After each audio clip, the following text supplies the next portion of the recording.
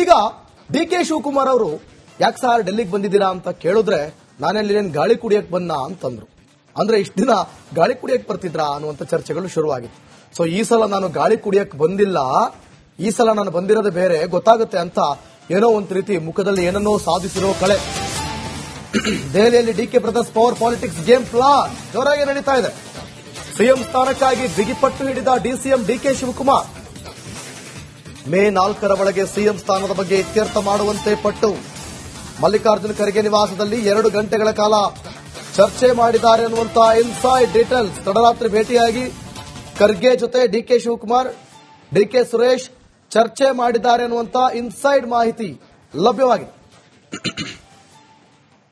ಮುಂಚೆಯಿಂದಲೂ ಕೂಡ ಪ್ರಯತ್ನವನ್ನು ಪಡ್ತಾ ಇದ್ದಾರೆ.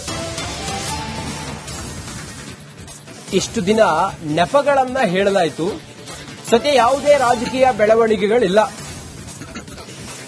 ನಮಗೆ ಪಶ್ಚಿಮ ಬಂಗಾಳ ಚುನಾವಣೆ ಮುಖ್ಯ ಅಲ್ಲ, ಈಗಲೇ ಕರೆದು ನಾಯಕತ್ವ ಇತ್ಯರ್ಥಗೊಳಿಸಿ ಎಐಸಿಸಿ ಅಧ್ಯಕ್ಷರ ಮುಂದೆ ಕಾಲಹರಣ ಮಾಡದಂತೆ ಮನವಿ ಮಾಡಿದ್ದಾರೆ. ಸುಮ್ಮನೆ ಟೈಮ್ ವೇಸ್ಟ್ ಆಗ್ತಾ ಇದೆ, ನಾಯಕತ್ವ ವಿಚಾರವಾಗಿ ಒಂದು ಕ್ಲಾರಿಟಿ ಕೊಡಿ ಅನ್ನೋದು ಈಗ ಚರ್ಚೆ. ಡಿಕೆ ಬ್ರದರ್ಸ್ಗೆ game plan, DK brothers game plan ಶುರು ಮಾಡಿದ್ದಾರೆ.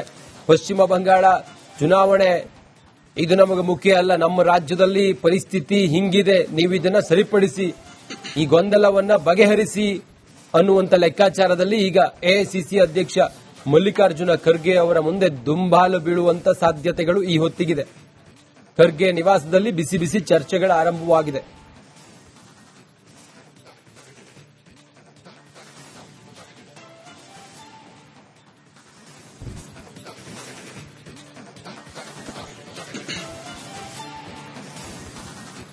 ಇನ್ನು ಎಲ್ಲಾ ಶಾಸಕರುಗಳು ಡೆಲ್ಲಿ ಟೂರ್ ಮಾಡಿದಾಗ್ಲೂ ಕೂಡ ನಮ್ಮ ಬಸವರಾಜ್ ಡೆಲ್ಲಿಯಲ್ಲಿ ಗ್ರೌಂಡ್ ರಿಪೋರ್ಟ್ ಅನ್ನ ನೀಡಿದ್ರು, ಅಲ್ಲಿನ ಚಿತ್ರಣವನ್ನ ಮತ್ತೆ ಅಲ್ಲಿನ ರಾಜಕೀಯ ಮೇಲಾಟಗಳನ್ನ ತಿಳಿಸಿದ್ರು. ಬಸವರಾಜ್ ಅಗೇನ್ ಈಗ ನಮ್ಮ ಜೊತೆಲಿ ನೇರ ಸಂಪರ್ಕದಲ್ಲಿದ್ದಾರೆ. ಬಸವರಾಜ್, ಸದ್ಯ ಡಿಕೆ ಶಿವಕುಮಾರ್ ಅವರು ಏನ್ ಲೆಕ್ಕಾಚಾರ ಹಾಕ್ತಿದ್ದಾರೆ, ನಾಯಕತ್ವದ ವಿಚಾರವಾಗಿ ಎಷ್ಟು ಹುರುಪಿನಲ್ಲಿದ್ದಾರೆ, ಹೈಕಮಾಂಡ್ ಮುಂದೆ ಏನೇನ್ ಪ್ರಸ್ತಾವಗಳಿದಾವೆ, ಈ ಹೊತ್ತಿಗೆ ರಾಜಕೀಯ ಮೇಲಾಟಗಳೇನು ಬಸವರಾಜ್?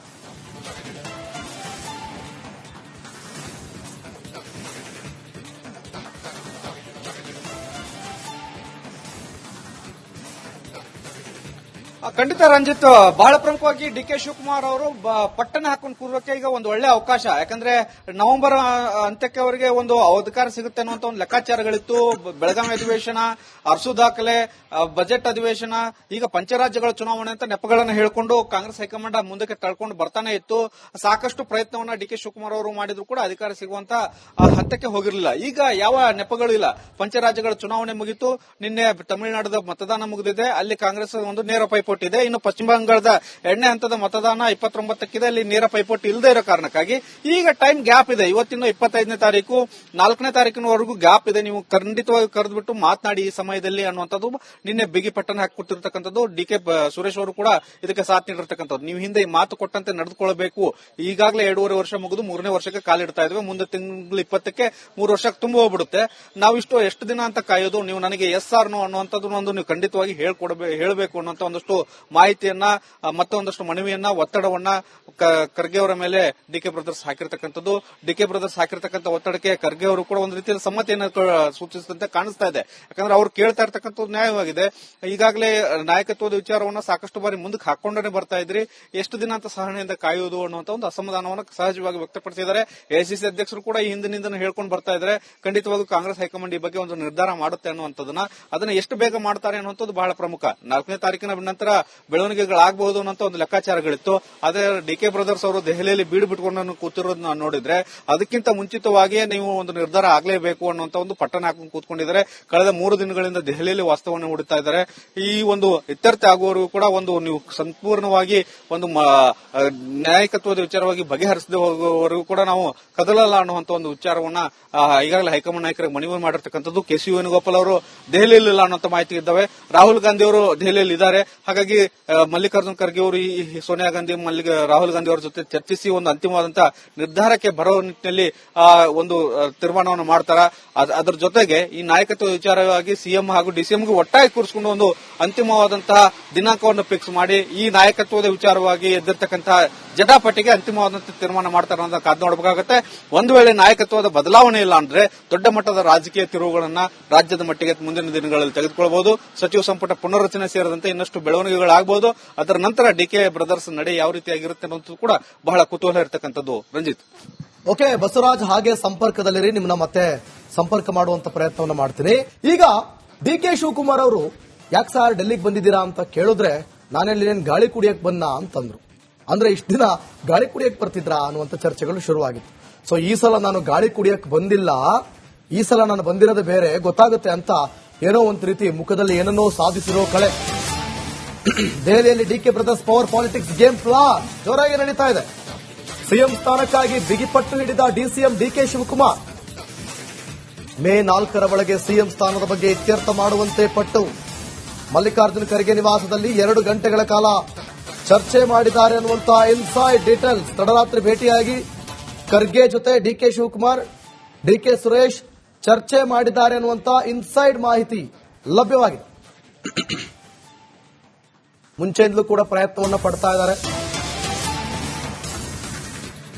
ಇಷ್ಟು ದಿನ ನೆಪಗಳನ್ನ ಹೇಳಲಾಯಿತು, ಸದ್ಯ ಯಾವುದೇ ರಾಜಕೀಯ ಬೆಳವಣಿಗೆಗಳಿಲ್ಲ. ನಮಗೆ ಪಶ್ಚಿಮ ಬಂಗಾಳ ಚುನಾವಣೆ ಮುಖ್ಯ ಅಲ್ಲ,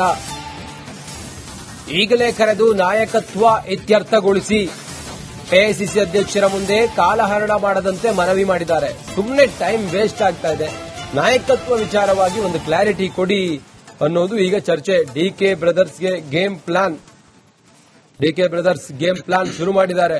ಪಶ್ಚಿಮ ಬಂಗಾಳ ಚುನಾವಣೆ ಇದು ನಮಗೆ ಮುಖ್ಯ ಅಲ್ಲ, ನಮ್ಮ ರಾಜ್ಯದಲ್ಲಿ ಪರಿಸ್ಥಿತಿ ಹಿಂಗಿದೆ, ನೀವು ಇದನ್ನ ಸರಿಪಡಿಸಿ, ಈ ಗೊಂದಲವನ್ನ ಬಗೆಹರಿಸಿ ಅನ್ನುವಂತ ಲೆಕ್ಕಾಚಾರದಲ್ಲಿ ಈಗ ಎಐಸಿಸಿ ಅಧ್ಯಕ್ಷ ಮಲ್ಲಿಕಾರ್ಜುನ ಖರ್ಗೆ ಅವರ ಮುಂದೆ ದುಂಬಾಲು ಬೀಳುವಂತ ಸಾಧ್ಯತೆಗಳು ಈ ಹೊತ್ತಿಗಿದೆ.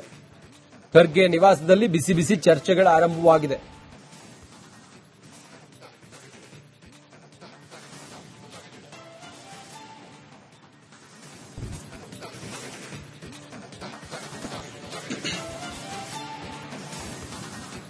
ಇನ್ನು ಎಲ್ಲಾ ಶಾಸಕರುಗಳು ಡೆಲ್ಲಿ ಟೂರ್ ಮಾಡಿದಾಗ್ಲೂ ಕೂಡ ನಮ್ಮ ಬಸವರಾಜ್ ಡೆಲ್ಲಿಯಲ್ಲಿ ಗ್ರೌಂಡ್ ರಿಪೋರ್ಟ್ ಅನ್ನ ನೀಡಿದ್ರು, ಅಲ್ಲಿನ ಚಿತ್ರಣವನ್ನ ಮತ್ತೆ ಅಲ್ಲಿನ ರಾಜಕೀಯ ಮೇಲಾಟಗಳನ್ನ ತಿಳಿಸಿದ್ರು. ಬಸವರಾಜ್ ಅಗೇನ್ ಈಗ ನಮ್ಮ ಜೊತೆಲಿ ನೇರ ಸಂಪರ್ಕದಲ್ಲಿದ್ದಾರೆ. ಬಸವರಾಜ್, ಸದ್ಯ ಡಿ.ಕೆ. ಶಿವಕುಮಾರ್ ಅವರು ಏನ್ ಲೆಕ್ಕಾಚಾರ ಹಾಕ್ತಿದ್ದಾರೆ, ನಾಯಕತ್ವದ ವಿಚಾರವಾಗಿ ಎಷ್ಟು ಹುರುಪಿನಲ್ಲಿದ್ದಾರೆ, ಹೈಕಮಾಂಡ್ ಮುಂದೆ ಏನೇನ್ ಪ್ರಸ್ತಾವಗಳಿದಾವೆ, ಈ ಹೊತ್ತಿಗೆ ರಾಜಕೀಯ ಮೇಲಾಟಗಳೇನು ಬಸವರಾಜ್?